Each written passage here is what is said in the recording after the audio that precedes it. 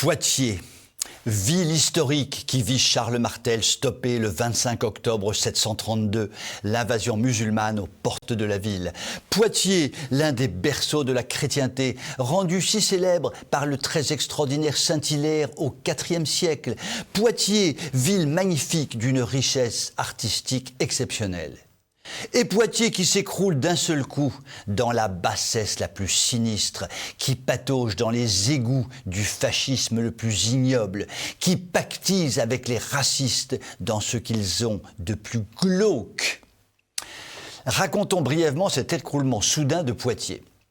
Il y a quelques semaines, sur la terrasse d'un restaurant, une jeune femme, j'ai du mal à le dire, une jeune femme, désolé, j'en perds la salive. Une jeune femme a osé se grimer en noir et a osé faire une petite danse devant ses amis. Objectivement, c'est effroyable. Objectivement, pour en arriver là, il faut que le fascisme franchouillard des visages blancs ait submergé tout Poitiers. Que mes amis rappeurs africains saccagent dans leurs chansons la jeune fille blanche, la femme blanche, la mère de famille blanche, rien que de très normal dans tout cela, c'est de l'art africain au 3e degré et c'est donc remarquable, moi j'aime. Mais qu'une blanchouillette entame une petite danse drôlatique en sertant noirci le visage, mais ça n'est évidemment pas de l'art, c'est du racisme à l'état pur et cela doit être implacablement sanctionné. Non mais des fois quand même, faut pas pousser la blanchouillette avec ta danse grotesque saperlipopette.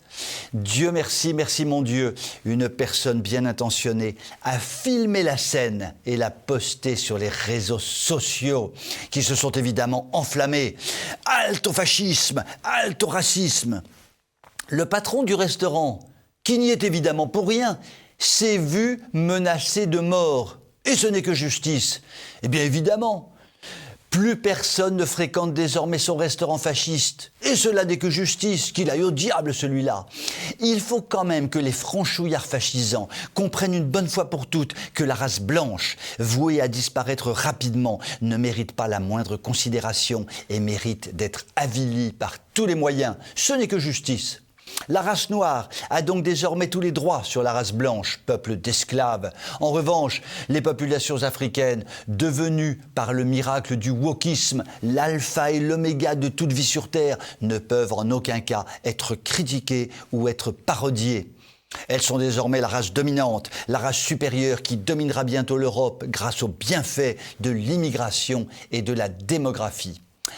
Tous les franchouillards doivent en avoir conscience. Ils constituent une espèce en voie de disparition et doivent donc disparaître en silence, sans que soit tolérée une danse amusante d'une personne qui s'était grimée en noir et qui se déhanchait sur une terrasse de restaurant à Poitiers. Je vous souhaite une très bonne soirée.